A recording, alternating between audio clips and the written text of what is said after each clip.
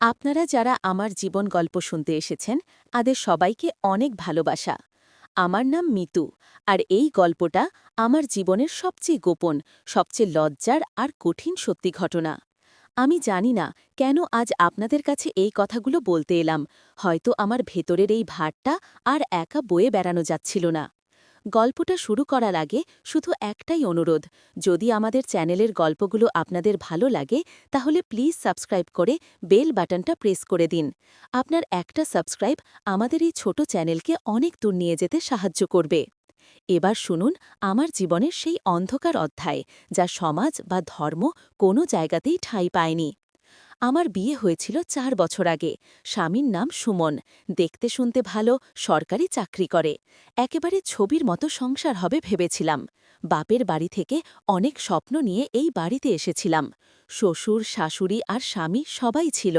কিন্তু বিয়ের ১ মাসের মাথায় সুমনির বদলি হলো শহর থেকে অনেক দূরে। তার কাজের চাপ এত বেশি ছিল যে সে চাইলেও ঘন ঘন আসতে পারত না। সপ্তাহে বা মাসে একবার ফোন, আর হয়তো ২ মাসে একবার বাড়িতে আসা। প্রথম প্রথম খুব কষ্ট হতো, নতুন বউ, স্বামী ছাড়া একা থাকা। কিন্তু শাশুড়ি মা আর শ্বশুর মশাই ছিলেন আমার পাশে। শাশুড়ি মা, নাম সরলা দেবী, একটু সাদাসিধে মানুষ, পূজা অর্চনা আর ঘরকন্না নিয়ে থাকতেন। আর আমার শ্বশুর মশাই রমেশবাবু, তিনি ছিলেন একটু অন্যরকম, অবসরপ্রাপ্ত স্কুল শিক্ষক, খুব রাশভারী কিন্তু ভেতরে ভেতরে অসম্ভব নরম মনের একজন মানুষ। আমি তো এসেই তাকে বাবা বলে ডাকতাম, যেমনটা সবাই ডাকে। উনিও আমাকে মেয়ের মতোই দেখতেন, অন্তত প্রথম দিকে। যখন সুমন থাকত না, উনি বাজারে যেতেন, আমার কোনো সমস্যা হলে তিনিই দেখতেন। আমাদের সংসারটা বাইরে থেকে শান্ত দেখালেও ভেতরে একটা দুর্বলতা ছিল। শাশুড়ি মায়ের শরীরটা গত ২ বছর ধরে খুব খারাপ যাচ্ছে। হাঁটুতে ব্যথা, ডায়াবেটিস আর শ্বাসকষ্ট, বেশিরভাগ সময় বিছানাতেই কাটাতেন। তখন ঘরের সব কাজ, রান্না থেকে শুরু করে শাশুড়ি মায়ের দেখভাল, সবটাই আমাকে করতে হতো। শ্বশুরমশাইও সব সময় শাশুড়ি মায়ের কাছে থাকতে পারতেন না, কারণ তার একটা পুরনো অভ্যাস ছিল, তিনি বিকেলে ছাদে বসে বই পড়তেন আর বাগান করতেন। ওই সময়টায় তিনি বাইরের কোনো কিছুর পরোয়া করতেন না। এভাবে দিন কাটছিল। আমি আমার স্বামী সুমনের জন্য অপেক্ষা করতাম, আর অপেক্ষা করতাম কবে সে কাছে এসে আমার একাকিত্ব খোঁচাবে। কিন্তু সুমন যেন আরও দূরে সরে যাচ্ছিল। কাজের অজুহাত, বন্ধুদের সাথে আড্ডা, সব মিলিয়ে ফোন ধরতেও তার আলস্য হতো। মাঝে মাঝে মনে হতো, সে কি আমাকে ভুলেই গেল? আমার একাকিত্ব একটা নীরব সঙ্গী হয়ে গিয়েছিল। বিকেল হলেই আমার মন খারাপ হতো। ছাদে দাঁড়িয়ে দূরের রাস্তা দেখতাম। একদিন বিকেলবেলা আমি ছাদে দাঁড়িয়ে কাঁদছিলাম, শাড়িটা হাওয়ায় উড়ছিল, আর আমি আকাশের দিকে ফুঁপিয়ে ফুঁপিয়ে কাঁদছিলাম। হঠাৎ পেছন থেকে একটা ভারী কণ্ঠস্বর এলো, মিতু, কি হয়েছে মা, কাঁদছ কেন? আমি দ্রুত চোখ মুছে ঘুরে দাঁড়ালাম। শ্বশুর মশাই, রমেশবাবু, তার হাতে চায়ের কাপ। আমি কাঁপা গলায় বললাম, না বাবা, কিছু না, চোখে কি যেন একটা পড়েছে। রমেশবাবু কাছে এসে আমার পাশে দাঁড়ালেন। তিনি খুব কাছ থেকে আমাকে দেখলেন। সেই দৃষ্টিতে কি ছিল আমি ঠিক বুঝতে পারিনি। সেই দিন প্রথমবার তার চোখে আমি বাবার স্নেহ ছাড়াও অন্য কিছু অনুভব করেছিলাম। তিনি নরম সুরে বললেন, মিথু, মিথ্যে বলো না, আমি সব বুঝি। সুমনের জন্য মন খারাপ? আমি মাথা নিচু করলাম।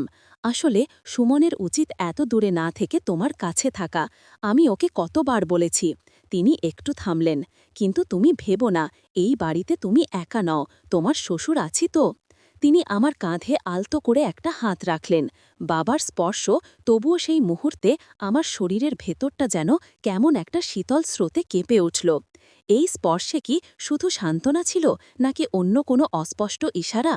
আমি সেই দিন উত্তর পাইনি। শুধু তার হাতের নিচে নিজের শরীরটাকে আরও কিছুক্ষণ ছেড়ে দিয়েছিলাম। তিনি যখন হাতটা সরালেন, আমার শরীরটা যেন তার উষ্ণতা ধরে রাখতে চাইল। এই ঘটনার পর থেকে শ্বশুর মশাই যেন আমার প্রতি আরও বেশি যত্নবান হয়ে উঠলেন। আমার পছন্দের খাবার রান্না হচ্ছে কিনা, আমার রাতে ঘুম হচ্ছে কিনা, এসব নিয়ে তিনি বারবার জিজ্ঞেস করতেন। আগে এসব শাশুড়ি মাই করতেন, এখন তিনি। একদিন রাতে আমার শরীরটা খারাপ লাগছিল, জ্বর এসেছিল। সুমনকে ফোন করলাম, সে কাজে ব্যস্ত বলে ভালো করে কথা বলল না। আমার চোখে জল চলে এলো। আমি একা শুয়েছিলাম। প্রায় রাত তখন ১২টা। হঠাৎ দরজায় টোকা পড়ল। মিতু, মা, ঘুমাওনি এখনো? মৃদু কণ্ঠস্বর। আমি উঠে বসলাম। কে? বাবা?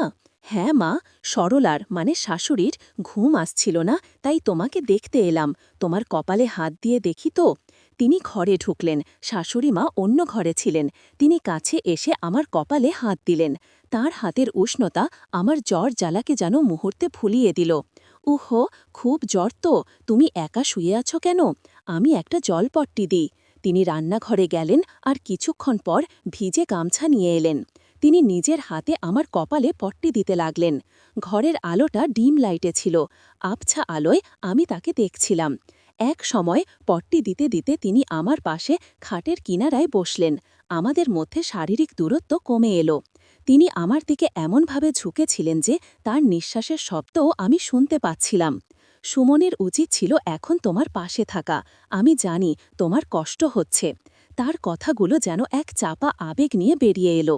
আমার চোখ দিয়ে আবার জল গড়িয়ে পড়ল। এই সহানুভূতি আমার কাছে খুব দরকারি ছিল। তিনি হঠাৎ তার হাতটা আমার ভিজে গালে রাখলেন, পরম মমতায় আমার চোখ মোছালেন। তারপর কি হলো আমি জানি না। আমার মন হয়তো ওই মুহূর্তে বাবার আদর খুঁজছিল। কিন্তু তার হাত যখন আমার গাল থেকে সরে এসে আমার চুল ছুঁয়ে গেল, তখন তার চোখের ভাষা যেন পাল্টে গেল। সেই ভাষা আমাকে টানছিল, কিন্তু একই সাথে ভয় দেখাচ্ছিল। আমার ভেতরটা চিৎকার করে বলতে চাইছিল, আপনি আমার শ্বশুর, আপনি আমার বাবা। কিন্তু আমার মুখ থেকে কোনো শব্দ বের হলো না। এই নীরবতা, আমার এই নিশ্চল থাকা, হয়তো এটাই তার জন্য ভুল ইশারা ছিল। তিনি আরও কাছে এলেন। আমাদের নিঃশ্বাস প্রায় মিশে যাচ্ছিল। তিনি ফিসফিস করে বললেন, তুমি খুব একা, তাই না? আমি শুধু মাথা নাড়লাম। হ্যাঁ। আমার সেই হ্যাঁ উত্তরটা কিসের ছিল? একাকিত্বের, নাকি এই সম্পর্কের আরও গভীরে যাওয়ার আমন্ত্রণ? আমি বুঝতে পারিনি। তিনি তার হাতটা আমার হাতের ওপর রাখলেন, আলতো করে। এরপর সেই হাতটা ধরে চাপ দিলেন। তার স্পর্শে আমার শরীরের ভেতরে যেন এক শিহরণের ঠেল উঠল। সেই রাতে শারীরিক উত্তাপের চেয়েও বেশি ছিল মানসিক দুর্বলতা, আর সেই দুর্বলতাকে ব্যবহার করা এক নীরব ভাষা। তিনি আমাকে টেনে নিলেন, খুব কাছে, পরম নির্ভরতার ভঙ্গিতে, কিন্তু সেই নির্ভরতার ভেতরে লুকিয়েছিল এক অনাকাঙ্ক্ষিত কামনা।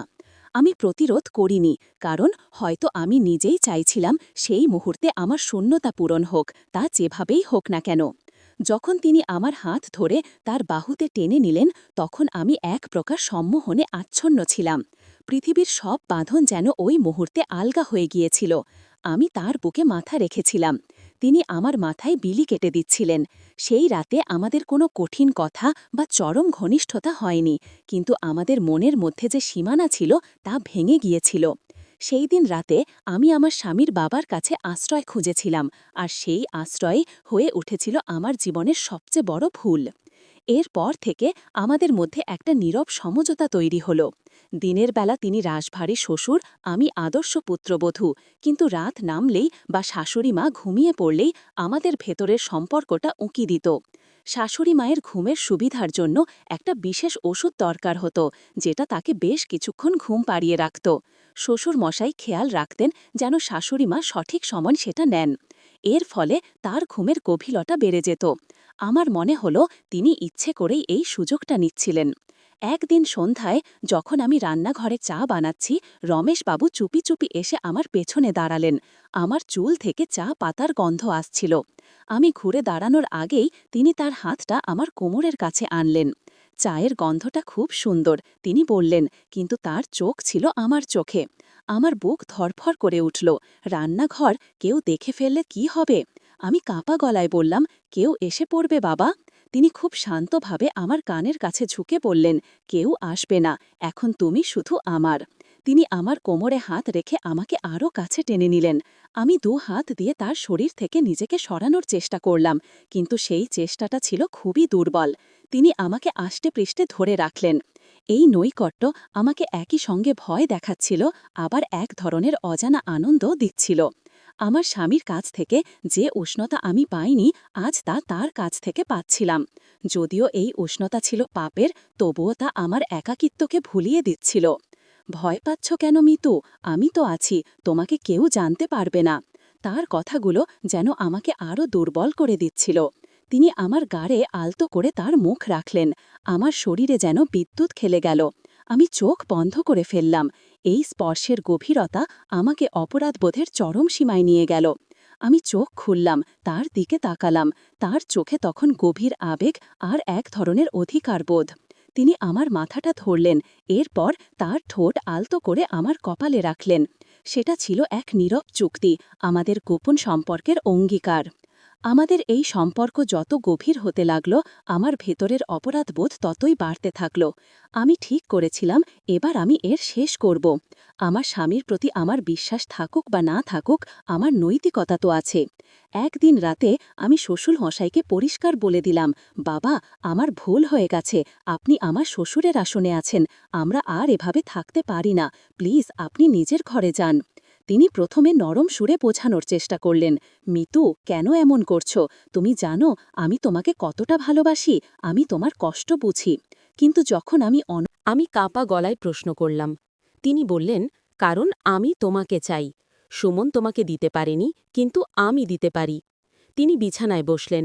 এরপর তার হাতটা আমার মুখ থেকে গড়িয়ে আমার গলার দিকে চলে এলো। তিনি আস্তে আস্তে আমার শাড়ির আঁচলটা সরিয়ে দিলেন। আমার হৃৎস্পন্দন বেড়ে গেল। আমার শরীর হয়তো তার স্পর্শে অভ্যস্ত হয়ে গিয়ে আমি কাঁপা গলায় প্রশ্ন করলাম। তিনি বললেন, কারণ আমি তোমাকে চাই। সুমন তোমাকে দিতে পারেনি, কিন্তু আমি দিতে পারি। তিনি বিছানায় বসলেন। এরপর তার হাতটা আমার মুখ থেকে গড়িয়ে আমার গলার দিকে চলে এলো। তিনি আস্তে আস্তে আমার শাড়ির আঁচলটা সরিয়ে দিলেন। আমার হৃৎস্পন্দন বেড়ে গেল। আমার শরীর হয়তো তার স্পর্শে অভ্যস্ত হয়ে গিয়েছিল, কিন্তু মন এই সম্পর্কের প্রতিবাদ করে যাচ্ছিল। যখন তার স্পর্শ আরও ঘনিষ্ঠ আর গভীর হল, আমি তার হাত ধরে ফেললাম। দয়া করে। তিনি থামলেন না। তিনি আমার দুর্বলতা আর নীরবতাকে তার শক্তি হিসাবে ব্যবহার করলেন। তিনি আমার মুখের কাছে মুখ নিয়ে এসে বললেন, এই যে তুমি এভাবে আমাকে বাধা দিচ্ছ, এটা শুধু নাটক মিতু, ভেতরে ভেতরে তুমিও আমাকে চাও। আমি জানি না তার কথা সত্যি ছিল কিনা। হয়তো আমার ভেতরের একাকিত্ব আর স্বামীর অবহেলা আমার মনকে দুর্বল করে দিয়েছিল, অথবা হয়তো ব্ল্যাকমেইলের ভয় আমাকে এই সম্পর্কে থাকতে বাধ্য করছিল। কিন্তু যখন তিনি আমাকে তার নিবিড় আলিঙ্গনে জড়িয়ে ধরলেন, তখন আমাদের শরীরের কাছাকাছি আসাটা সমাজের সব নিয়মকে লঙ্ঘন করল। তিনি আমাকে তার কাছে টেনে নিলেন, তার শরীরের উত্তাপ আমাকে চারপাশ থেকে গ্রাস করল। এই তীব্র ঘনিষ্ঠতা, এই গোপন মুহূর্ত, এটাই ছিল আমাদের অবৈধ সম্পর্কের গভীরতম সত্য, যা কোনোদিন আলো দেখবে না। আমি শুধু চোখ বন্ধ করে প্রার্থনা করছিলাম, এই রাত যেন দ্রুত শেষ হয়।